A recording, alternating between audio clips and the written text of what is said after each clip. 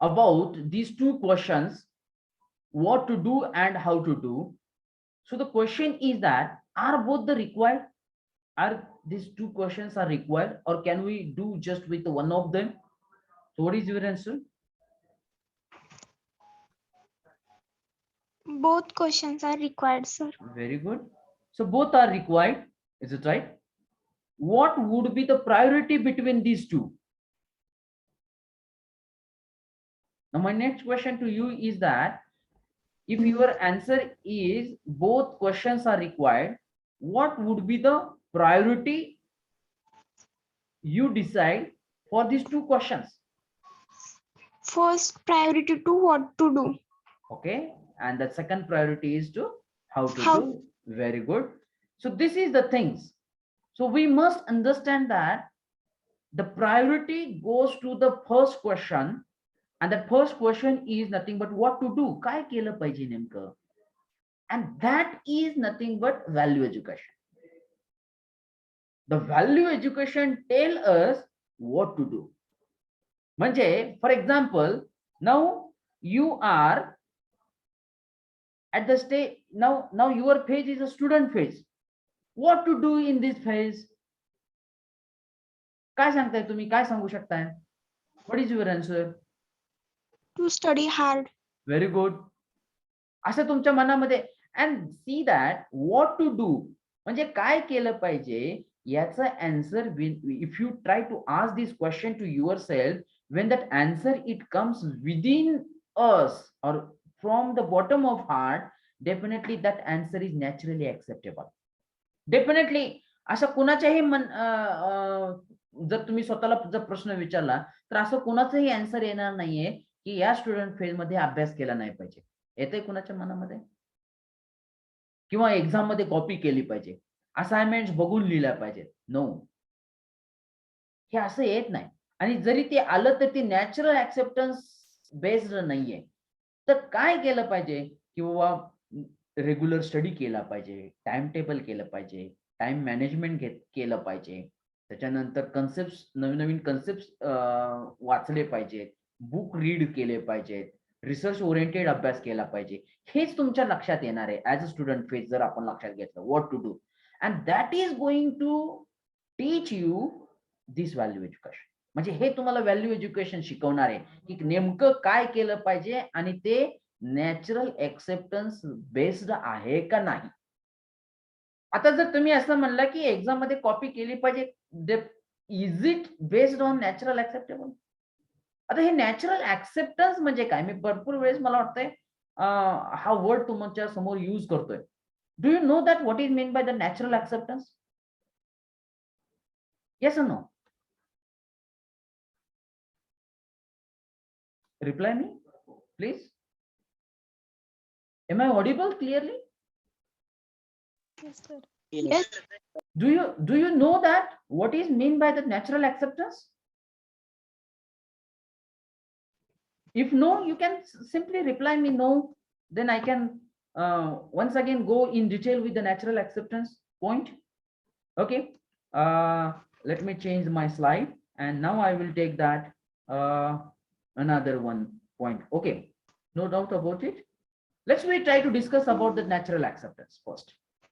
What is actually natural acceptance? Because in my every session I always use this word natural acceptance.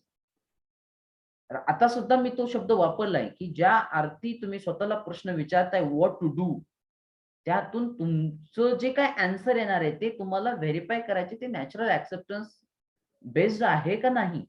Then what is that natural acceptance? Let me try to explain very shortly. Just see that what is exactly mean by that natural acceptance. Let's take an example of a food. I have shown that the image here. Now my question to you is that, is this food used for nurturing health or the food for taste? What is your answer? For nurturing health. Nurturing health. जर तुमचा answer हे for nurturing the health असेल तर ते answer natural acceptance based आहे. कारण basic एकदम basic जर बघायचं झालं तर आपण जे काही फूड घेतो ह्याच्या पाठीमागचा एकच उद्देश आहे की जेणेकरून आपली बॉडी फिट राहिली पाहिजे. बरोबर आहे? म्हणजे हा जो काय तुमच्या आतून आलेला आवाज आहे की फूड कशासाठी आपण घेतोय, तर नर्चरिंग हेल्थ म्हणजे हेल्थ नर्चरिंग साठी किंवा बॉडी नर्चरिंग साठी आपण फूडचा यूज करतो. मग त्याच्या पुढे जाऊन जर तुम्ही प्रश्न विचारला की हे फूड तुम्ही टेस्टसाठी यूज करताय का? फक्त टेस्ट घेण्यासाठी फूड घेताय का? तर No, त्या sir. त्या ठिकाणी क्वेश्चन मार्क तुमच्या समोर येतं किंवा तुमच्यामध्ये मे बी कन्फ्युजन येईल. लक्षात येतंय का? पण एक लक्षात घ्या, फूडचा basic use is nothing but the nurturing body, nurturing to the health. This is the basic. आणि हा बेसिक चेंज होणार आहे का हो कुठं जरी? म्हणजे मी इंडियामध्ये आहे, मी महाराष्ट्रामध्ये आहे किंवा मी परदेशात आहे. या फूडचा बेसिक यूज हा चेंज होऊ शकतो का? Yes or no? No, sir. म्हणजे तो प्लेसवरती डिपेंड नाही. नॅचरल ऍक्सेप्टन्स लेवल ही प्लेसवरती डिपेंड नाही. आता दुसरा माझा प्रश्न आहे की आज आपण म्हणतोय की फूड हे नर्चरिंग साठी आहे. ते उद्याच्याला जाऊन चेंज होणार आहे का हो? No, sir. No, sir. म्हणजे तो टाइम वरती पण डिपेंड नाहीये. बरोबर आहे? आता माझा तिसरा प्रश्न असा आहे की तुमच्यासाठी फूड हे नर्चरिंग साठी आहे. मग इतर लोकांसाठी ते फूड वेगळ्या कारणासाठी यूज होत आहे का? No, sir. म्हणजे No, ते कशावरतीही डिपेंड नाहीये. ते युनिव्हर्सल आहे. ते फिक्स्ड आहे आणि सगळ्यासाठी सेम आहे. म्हणजे ते टाइम वरती डिपेंड नाहीये, तो प्लेस वरती डिपेंड नाहीये, तो पर्सन वरती डिपेंड नाहीये. Means this is a natural acceptance but it is not. म्हणजे जर तुमचं आन्सर जर असं असेल यासाठी फूडच्या बाबतीमध्ये की it is just for the taste, तर ते तुमचं आन्सर नॅचरल ऍक्सेप्टन्स वरती नाहीये. त्याच्यामध्ये तुमचं राईट अंडरस्टँडिंग कमी पडतंय. Do you agree with me or not? yes. Yes, sir. हा, जर असं कोणाचं आन्सर असेल की फूड हे टेस्ट साठी आहे तर डेफिनेटली ते आन्सर नॅचरल ऍक्सेप्टन्स बेस्ड नाहीये. हे तुमच्या लक्षात येणं फार गरजेचं आहे. Gate it my point? पण आता तुम्ही स्वतःच सेल्फ इन्व्हेस्टिगेशन करा. सगळ्यांनी सेल्फ इन्व्हेस्टिगेशन. असे किती जण फूड हे नर्चरिंग आपल्या बॉडीसाठी जे काही चांगलं फूड आहे ते आपण घेतलं पाहिजे हे सगळ्यांना माहित आहे. असं किती जण करू शकतात किंवा असं किती जण करतात? Please try to ask this question to yourself.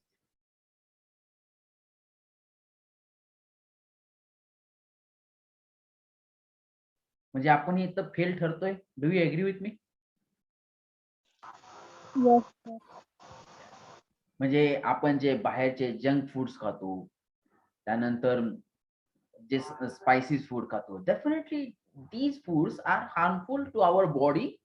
Definitely our body will suffer due to this food. As we know these things, then also we consume this such types of foods. Is that this is the basic problem nowadays, and that's why day by day our body is going to decay, or it is going to what that energy level is going to reduce. I say that this is the basic reason is that. आता तुम्हाला हा natural acceptance फूडच्या बाबतीमध्ये सांगितला. Now take that another one example, cloth. It's right. Now my basic question is that the cloth for body or cloth for respect, what is your answer? Sir, please repeat the question. My question to you is that आता मी natural acceptance concept हा तुम्हाला व्यवस्थित समजून सांगण्याचा प्रयत्न करतोय. त्याच्यासाठी माझा दुसरा क्वेश्चन आहे. Now here we are consider that entity which is nothing but cloth. Is the cloth we use for body or we use for our respect? For body. A body. म्हणजे सगळ्यांच्या लक्षात येत आहे. मग जर हा ऍटम म्हणजे हा क्लोथ हा एक ऍटम फक्त बॉडीच्या यूज करण्यासाठी किंवा बॉडीला कव्हर करण्यासाठी जर आपण यूज करत असेल तर याच्यामध्ये रिस्पेक्ट हा येऊ शकतो का? But sir, nowadays it used for respect. That is your misunderstanding. That is your misunderstanding. लक्षात येत आहे? म्हणजे त्याच्यामध्ये राईट अंडरस्टँडिंग कमी पडते. मला एक्सपेक्ट होतं आणि मी हे एक्सपेक्ट केलं होतं की असा कोणतरी मला प्रश्न विचारेल म्हणून, आणि तेच झालं बघा. आता तुमच्या थ्रू मी बाकी सगळ्यांचं जे काय असं जे कन्फ्युजन आहे ते मी दूर करू शकतो. Sir, हा, yes please. sir, we know that the cloth is need of body, but other people judge by our clothes. Then it's their misunderstanding. If you have the value and the skill, then definitely if the people or that another people, if they judge wrongly to you, then it's their problem. It's not your problem, my dear friend. Do you understand these things? लक्षात येत आहे? Yes. sir. Yes, sir. Please try to understand it. Yes. But we can also give priority to respect. No. You say that म्हणजे चांगले कपडे घातले तर आपल्याला चांगला रिस्पेक्ट मिळतो असं तुम्हाला म्हणायचं आहे का? No, sir. Means म्हणजे मला म्हणायचंय की आपण बॉडीसाठी क्लोथ्स वापरतो, या ऑप्शनला फर्स्ट प्रायोरिटी आणि सेकंड म्हणजे रिस्पेक्ट साठी घालतो, याला नेक्स्ट प्रायोरिटी देऊ शकतो ना. म्हणजे तुमचा पहिली प्रायोरिटी ही नॅचरल ऍक्सेप्टन्स बेस्ड आहे, तुमची दुसरी प्रायोरिटी ही नॅचरल ऍक्सेप्टन्स बेस्ड नाहीये. हा आता सर. ते कसं नाहीये? हे काय एक्झाम्पल ऑफ महात्मा गांधी. आपण महात्मा गांधीजींचा रिस्पेक्ट करतो का? Yes, sir. Yes, sir. मग त्यांची किती कपड्याबद्दलची गरज त्यांची किती लिमिटेड आहे तुम्हाला माहित आहे? Yes, sir. मग कसं काय आपण रिस्पेक्ट देतो त्यांना? मग जर कपड्यावरती जर रिस्पेक्ट डिपेंड होत राहिला असता तर आपण त्यांना रिस्पेक्ट दिलो असतो का? हा प्रश्न आहे इथं. तर तो रिस्पेक्ट म्हणजे त्यासाठी तर मी म्हणलं की तिथं आपली मिसअंडरस्टँडिंग आहे. लक्षात येत आहे? जेवढे पाहिजेत तेवढे कपडे असणं सफिशियंट आहे. म्हणजे तो काय वेगळा विचार नाही, तो नॅचरल ऍक्सेप्टन्स आहे. पण जे काय आता जे आपण म्हणतो ब्रँडेड क्लोथ, चांगले कपडे, भरपूर कपडे, म्हणजे त्याला काही लिमिटच नाही. लक्षात येते का? तर ती जो काही थॉट आपल्यामध्ये आहे, तो नॅचरल ऍक्सेप्टन्स बेस्ड नाही. मी तुम्हाला हा नॅचरल ऍक्सेप्टन्सचा कन्सेप्टच या मार्गातून समजून सांगतोय. Gate it my point? म्हणजे क्लोथ मुळे रिस्पेक्ट मिळतो हा थॉट आपल्या मधून पहिल्यांदा निघाला पाहिजे. आता ते कितपत तुमच्या लक्षात येत आहे I don't know, but that is the fact and we have to accept this fact is that. कारण मी तुम्हाला एक एक्झाम्पल सांगितलं. लक्षात येत आहे? आता तुम्ही जास्त काय हो, तुम्ही मला वाटतं आपले राष्ट्रपती APJ अब्दुल कलाम यांची हिस्ट्री वाचले? किती कपडे होते त्यांच्याकडे? मोजून 2 Yes, ड्रेस. sir. Agree. मोजून 2 ड्रेस होते. Yes. मग त्यांच्याकडे आपला बघण्याचा दृष्टिकोन कसा आहे? आपलाच काय पूर्ण मी म्हणतो जगाचा दृष्टिकोन हा त्यांच्याकडे सन्मानपूर्वक आहे. का त्यांच्याकडे पैसे नव्हते का? Get it my point? So you please try to understand. आणि प्रॉब्लेम तुमचा आणि माझा सेम आहे. मी पण मला वेगळा तुमच्यापासून वेगळा कळत नाही. कारण आपल्यामध्ये मिसअंडरस्टँडिंग ही तर झाली आहे की आपण काही गोष्टींना वेगळं स्थान दिलेलं आहे आणि ती मिसअंडरस्टँडिंग मुळे आपण सगळेजण अडचणीत आहोत. आपण तेच करतोय. आपल्याला काय वाटतंय की cloth or the respect, again it is depends upon cloth. No, this is the blind mistake is I say that. आता तुमच्या लक्षात आलं? So basic, what is the basic use of a cloth? Just to cover the body. आता मला सांगा, हा जो काय बेसिक यूज आहे टू कव्हर द बॉडी, हा आपल्यासाठी आणि इतर मानवांसाठी वेगळा आहे का? No, sir. सर. तो टाइम टू टाइम बदलणार आहे का? No, sir. किंवा हो, तो आपल्या म्हणजे महाराष्ट्रामध्ये हा यूज आहे, तो दुसऱ्या भागामध्ये तो बदलणार आहे का? No sir. No, म्हणजे जो काही युनिव्हर्स पार्ट आहे, that is nothing but it is based on natural acceptance. Definitely it is called as a natural acceptance. Is it right? Let's take that another one example, mobile. आता हा तुमचा आवडीचा विषय आहे. सांगा आता, what is the basic use of a mobile? Mobile for communication and sharing, or is the mobile for communication sharing something for respect and show off? mobile for Gaming, sir. communication and sharing. Sharing. Mobile for communication and मग आता मला सांगा. I think Yes, please. Who is talking? Yes, please continue.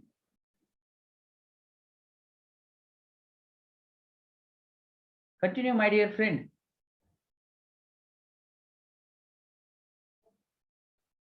I think म्हणलं कोणतरी म्हणलं, मला पण आवाज आहे. sir, I was there. हा, yes. I Yes. think sir only mobile is for gaming.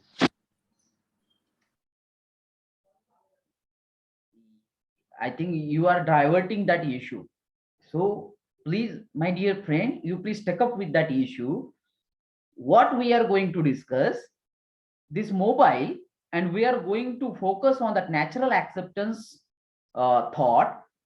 My question is that, is the mobile we used for communication and sharing, or is the mobile can be used for communication sharing something which is related to respect and show off?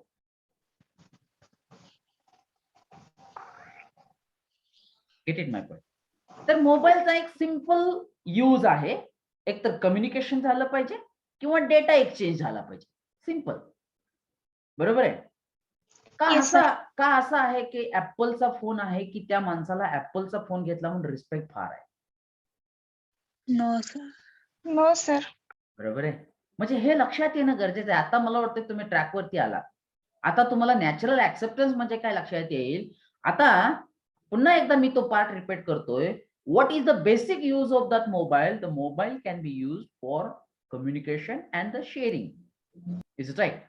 मग हा आपल्यासाठी use आहे, तो दुसऱ्या माणसासाठी बदलणार आहे का हो? No sir. No sir. हा आपल्या महाराष्ट्रामध्ये हा यूज आहे, मग दुसऱ्या राज्यामध्ये तो बदलणार आहे का? No sir. मग आज हा बेसिक यूज आहे, तो उद्याच्याला जाऊन बदलणार आहे का? No, sir. Now is it clear that what is meant by the natural acceptance? Yes, sir. Yes. So I have given the 3 examples to you. One is for food, another one is for cloth, and third one is for mobile. And I have particularly selected these 3 examples because we all are having the misunderstanding related to these things, and that's why we actually miss what is meant by the natural acceptance is there. Now maybe or hope that what is meant by the natural acceptance, it is clear to you all. Is it right? So let's we try to conclude what is meant by the natural acceptance. The meaning is that the total acceptance of self, other, and existence without any condition. This is called as a natural acceptance. It's a total acceptance of a self, other, and existence without any condition. म्हणजे त्याला कसलीही condition नाहीये. त्याचा एक basic intention आहे, त्याचा एक basic motor आहे. Get it my point? So unconditional and the total acceptance of self, other, nature, and that existence is known as a natural acceptance. Some example, food for nurturing health. This is म्हणजे ह्याच्यामध्ये condition कुठलीच येत नाही. Get it my point? The cloth for body and mobile for communication and the share. This is nothing but the natural acceptance is there. Now what are the characteristics? The natural acceptance does not change with the time. Example देऊन सांगितलं. It does not depends upon the place. It does not depends upon our beliefs or past condition. Is it right?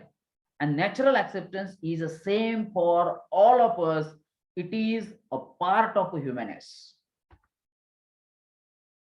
Get it, my point? आता इथं it does not depends upon our beliefs.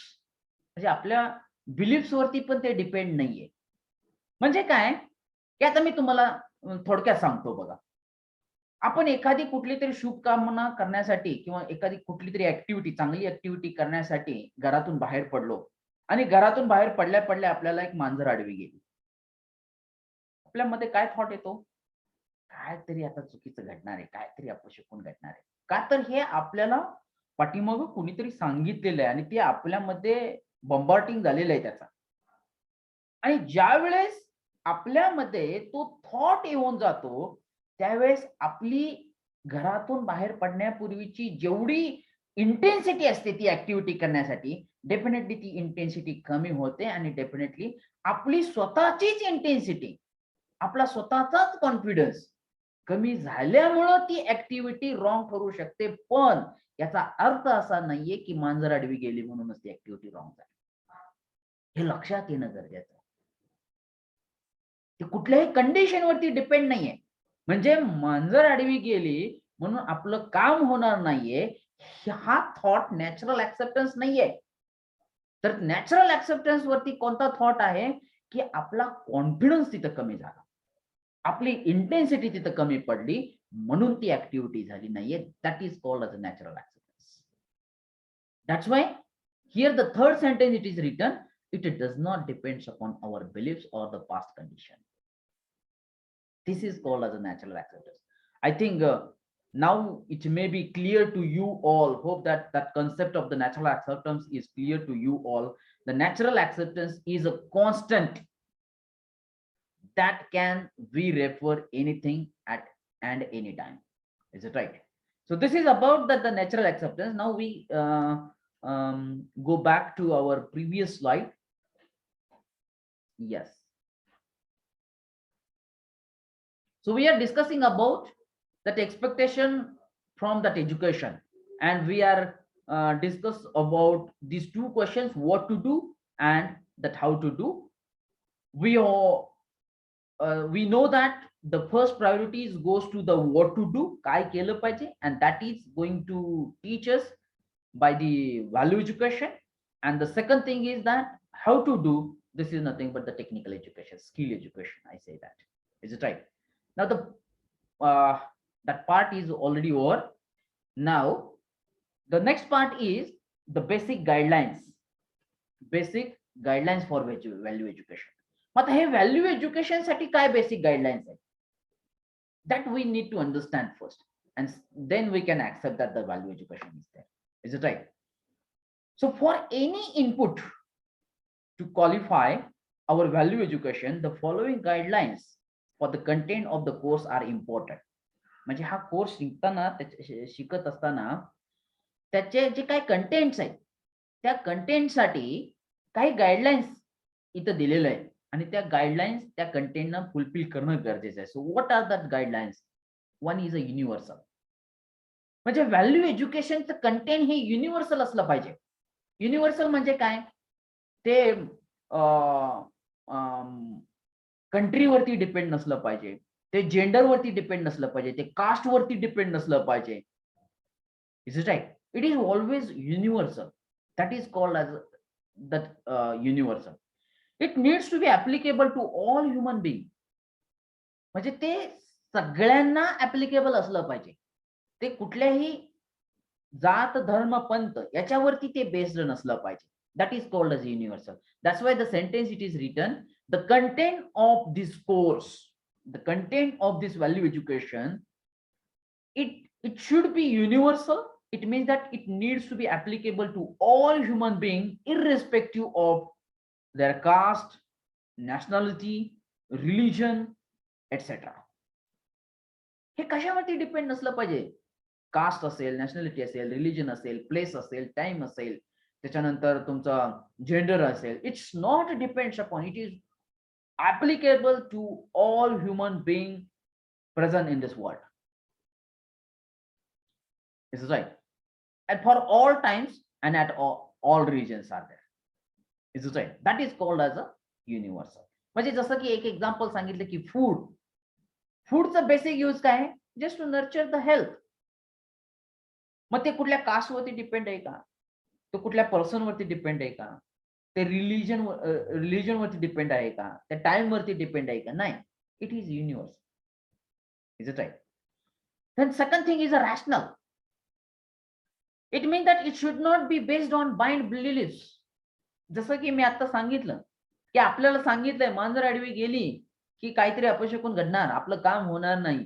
Definitely that content of value education is not depends upon that blind belief. असे कितीतरी गोष्टी आहेत बघा जे आपण सुद्धा नकळत तो आपल्यामध्ये थॉट्स येऊन जातो. जसं एक एक्झाम्पल सांगितलं की मांजर आडवी गेली किंवा एखादी ऍक्टिव्हिटी करत असताना जर 3 लोक चालले आहे तर आपण म्हणतो 3 तिगडी काम बिगडी. कोणी सांगितलंय हे?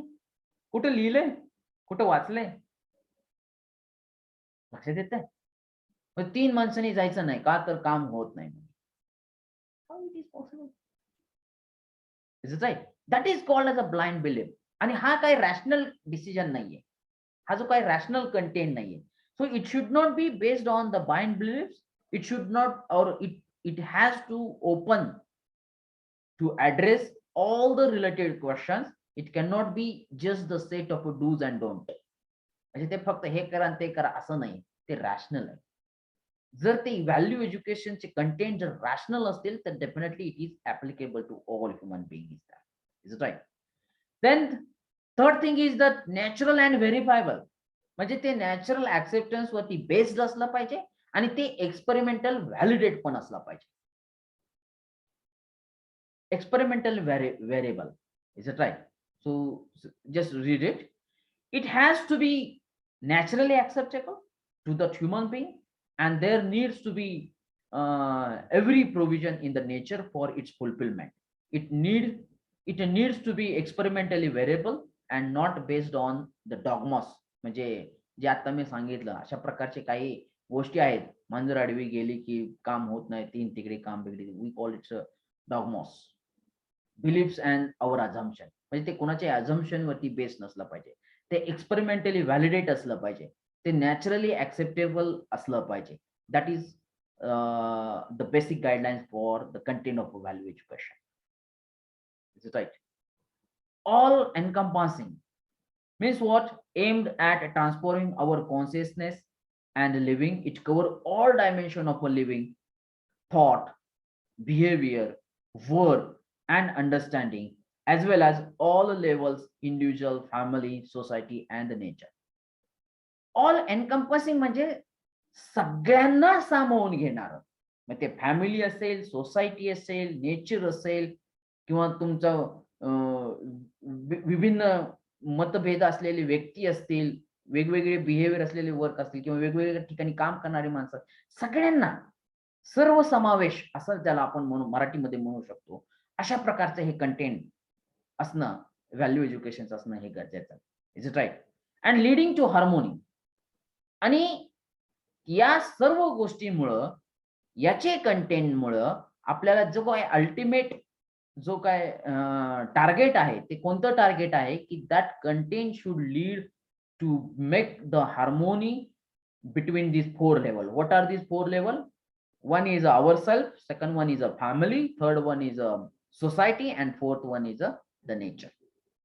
म्हणजे या चारही गोष्टीबद्दल आपल्यामध्ये हार्मोनी आली पाहिजे. Good, very good.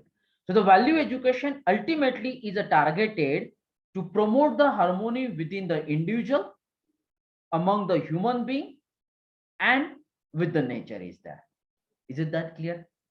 If you have that any doubt, so please, that forum is open. You can